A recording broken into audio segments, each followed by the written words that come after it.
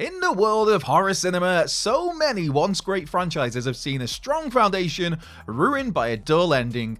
At times, these films were actually always intended to end the franchise, just obviously not in dreadful fashion, whereas in other instances, a movie was just so bad it forced its franchise to come to an end. Heck, some franchises have even come to a limp ending only to return years later, and for that return to culminate in an even more frustrating endpoint. So with that in mind, I'm Andrew from What Culture Horror, and here are 10 horror movie franchises that went out with a whimper. Number 10, The Omen. On the back of promising but sadly disappointing sequels Damien Omen 2 and Omen 3 The Final Conflict, Omen 4 The Awakening was developed for TV and centered on young Delia, the daughter of Damien Thorne. Frustratingly and a little bit lazily, The Awakening spends so much of its runtime just mimicking parts of the iconic 1976 Omen. A mysterious child looked after by non-biological parents, a Rottweiler protector, strange deaths for those looking into the child's roots, growing parental suspicions that the child might be the Antichrist, and even a devilish nanny. And while it's not a straight up do-over of The Omen, this fourth film is just so void of new ideas. Well, bar one late bizarre surprise where Delia impregnates her adopted mother with the seed of her twin brother who would be the actual Antichrist. Yeah, great. Of course, away from the dull 2006 remake, The Omen did eventually live on with A&E's Damien TV series, but the less said about that, the better. Also, currently flying a little under the radar is a prequel movie, The First Omen, scheduled for this April. Number 9, Paranormal Activity. One major reason the Paranormal Activity franchise ended so disappointingly was how Blumhouse went so hard ahead of Paranormal Activity The Ghost Dimension's release to state how this was to be the final film, and that all loose ends would be tied up. While having a definitive endpoint is always good, sadly, The Ghost Dimension was surprisingly dull. Still, final film means final film, right? Of course not. Regardless of those prior statements, the franchise would be back in 2021 with Paranormal Activity Next of Kin, an unrelated feature that was largely devoid of any genuine scares. Not helping matters, Next of Kin was robbed of a theatrical release due to the pandemic and was instead quietly dumped onto Paramount+. Sadly, the final two Paranormal Activity movies, they're probably the worst in the entire franchise, being a million miles away from the series' glory days. Number 8, Leprechaun. Admittedly, the original Leprechaun movie isn't exactly viewed as a classic, but there was still enough of a sinister underbelly to Warwick Davis's Loveton to balance out the more cheesy, daft moments. Much like Freddy Krueger in the Elm Street franchise though, that cheese and daftness became more and more prominent with each passing film, culminating in Davis's character taking trips to Las Vegas, to space, and 2 visits to the Hood. By the time of 2003's Leprechaun Back to the Hood, nobody particularly cared to see another Leprechaun film, and the ridiculousness of this turd is nicely summed up by how our central protagonist tried to use 4-leaf clovers found in marijuana to take down the villainous Leprechaun. While Leprechaun 3, that'd be the Vegas one, should have been enough to kill the franchise, and likewise so should have Leprechaun 4 in space, it would take a further 2 films for the series to go out with a whimper. Attempts to relaunch the property have since fallen extremely flat, with 2014's Leprechaun Origins and 2018's Leprechaun Returns both just awful, absolute trash. That said, Lionsgate do currently have milk teeth Felipe Vargas attached to direct yet another reboot of the property. If it happens, good luck with that. Number 7, Hostel. So much of a wet fart was the final film in the Hostel franchise, some people might not even be aware that there was a third Hostel. With zero involvement from franchise creator Eli Roth, Hostel Part 3 limped straight to DVD in 2011. Of course, the series centers around the sinister Elite Hunting Group, a Slovakia-based organization which auctions off people to have all sorts of heinous, horrible acts carried out on them. The first Hostel, that had us rooting for Jay Hernandez's Paxton, a character sadly killed off in the sequel's opening. From there, that sequel turned its focus to a trio of young women, with Lauren German's Beth the last victim standing and brilliantly turning the tables. The point being, those first 2 Hostel pictures had characters you wanted to see escape the horrific situations they found themselves in. With Hostel Part 3 though, the action was taken to Las Vegas for a bachelor party featuring a bunch of total douchebags. Throw in a paper-thin story, some fairly weak kills, and some just apathetic performances, and this third Hostel was just so bad. Number 6, I Know What You Did Last Summer. I Know What You Did Last Summer is a major 90s favourite, and while I still know What You Did Last Summer wasn't quite as good, it was still a fun, breezy popcorn horror. So, hope was high that the long-confirmed third film, I'll Always Know What You Did Last Summer, would nicely round out a solid slasher trilogy. Despite being announced back in 2000, it took until 2006 for I'll Always Know to be released, with plans to pick things up with Julie James, Ray Bronson and Brandy's Carla Wilson eventually dumped due to delays and creative changes and all that jazz. Changes that saw the threequel have 0 returning protagonists, a change of setting, and turn murderous fisherman Ben Willis into a supernatural figure. Yep, no, did not work at all. I'll Always Know What You Did Last Summer was just awful. And now though, a new Last Summer movie is nowadays in extremely early development, although it remains to be seen whether this supposed legacy sequel, a bit like Scream in 2022, ever sees the light of day. Number 5, Basket Case.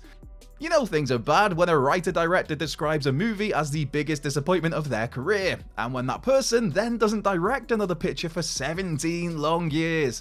That problematic film, that would be Basket Case 3, The Progeny, and that person would be cult favourite Frank Henenlotter. Now, Henenlotter's previous 2 Basket Case movies aren't all-time classics, but they were solid enough, introducing the world to Dwayne Bradley and his mischievous, murderous, conjoined but now separated twin, Belial. Basket Case and Basket Case 2 had a sense of fun, a smidge of sinister, plentiful, inventive, gory kills, and had wider themes of acceptance and equality. With Basket Case 3 though, the threequel struggled to capture that same fun, had several lame kills, although it did have one excellent face tear death, I will give it that, had its gore stripped back due to studio insistence, and was all just a bit bland. Even more frustrating, Basket Case 3 didn't give a glimpse of Belial until over 30 minutes in.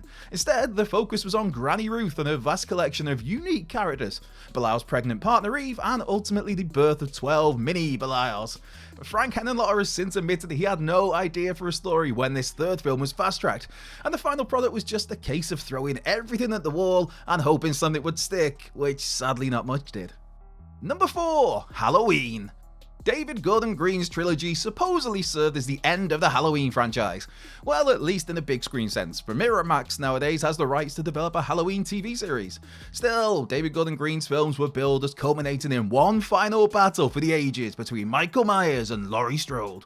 And while we did get one last meeting of these 2 horror icons, Myers vs. Strode unfortunately took a backseat to the emergence of Corey Cunningham as the main villainous focus of Halloween Ends. Michael and Laurie's final meeting was certainly memorable, with the Shape having his throat and wrist slit by Strode and her granddaughter Allison, before being fed through an industrial shredder as the people of Haddonfield watched on. The problem was, Michael was kept on the sidelines, well, technically in the sewers, until the final 15 minutes or so of Halloween Ends. The arc of Corey Cunningham was actually an interesting one, a tragic accident changing his life forever in a town already traumatized by the evils of Michael Myers. But having this take center stage, for an audience who'd come to see Michael vs. Laurie, was a boneheaded decision that sent the iconic franchise off into the sunset in such a disappointing way. Number 3, The Lost Boys. The moral for Lost Boys fans is be careful what you wish for. While we may at times clamour for a sequel to an outstanding movie, sometimes it's better to simply appreciate that as a one and done film. Joel Schumacher's 1987 The Lost Boys is a classic, complete with stunning performances, compelling characters, some genuine scares, a magnificent aesthetic, insta-quotable dialogue, and of course an utterly banging soundtrack. Fans long demanded a follow-up, and Joel Schumacher himself made several attempts to develop a sequel, but it took until 2008 for a second Lost Boys film to arrive, and that'd be Lost Boys: The Tribe, which picked things up with Corey Feldman's Edgar Frog as vampires stalk the shadows of California. Bar a mid-credits appearance from Corey Haim's Sam Emerson, Edgar is the only character from the original film to be featured. No Michael Emerson, no Lucy Emerson, no Alan Frog, though he was in a deleted scene, no David, no Star, no Nanook, and no oiled-up Tim Capello on the saxophone. But hey, they did have Kiefer Sutherland's half-brother Angus as the main villain, so there's that. If Lost Boys: The Tribe was a huge disappointment though, that looks like a masterpiece compared to 2010's Lost Boys: The Thirst, which did bring back Alan Frog as a half-vampire, but was just such a mess. Still, we'll always have Joel Schumacher's iconic 1987 original. Number 2, The Texas Chainsaw Massacre. The Texas Chainsaw Massacre franchise is a rare beast in how it's gone out with a whimper on more than one occasion. Of course, Tobe Hooper's 1974 Texas Chainsaw Massacre is an all-timer that would eventually be the launching point for an initial 4-movie timeline, taking in the Texas Chainsaw Massacre 2, Leatherface, the Texas Chainsaw Massacre 3, and Texas Chainsaw Massacre: The Next Generation. While the response to TCM2 was mixed and TCM3 was a disappointment, it was The Next Generation that ultimately tanked the franchise. That fourth picture was a total stinker. Not not helped by often keeping Leatherface on the sidelines as Matthew McConaughey's Vilma took center stage. Since then, the timeline of Marcus Nispel's impressive 2003 reboot was soured by the Texas Chainsaw Massacre at the beginning. The timeline of 2013's dull Texas Chainsaw 3D went out with a whimper with 2017's awful Leatherface prequel. And the most recent attempt to bring the property back to life, as in 2022's Texas Chainsaw Massacre, is in a conversation for the worst entry in the entire franchise. So yeah, the Texas Chainsaw Massacre franchise has essentially been brought to a disappointing end on 4 different occasions. Number 1. Jaws. The end result may have been awful, but Universal certainly went hard to make Jaws the Revenge as big a deal as possible. The $23 million budget represented the highest budget of any Jaws movie. Added to that, the legendary Michael Caine was brought into the fold. Attempts were made to bring back Roy Scheider and Richard Dreyfuss, and Ellen Brody actress Lorraine Gary was coaxed out of retirement after having stepped away from acting 8 years earlier. Universal CEO Sidney Sheinberg saw Jaws the Revenge as being the ideal way for the struggling studio to turn its fortunes around. And while The Revenge did bring home a $50 million box office haul, that was vastly lower than the box office returns of the previous 3 movies, Jaws netting over $450 million, Jaws 2 taking over $200 million, and Jaws 3D earning nearly $90 million. Of course, Jaws the Revenge ended up being extremely ropey, angering fans by killing off Scheider's Chief Brody off-screen between movies, totally ignoring the events of Jaws 3D, which, to be fair, wasn't the worst idea, and bafflingly focusing on a shark with a grudge so big against the Brody family it followed Ellen from Amity Island all the way to the Bahamas.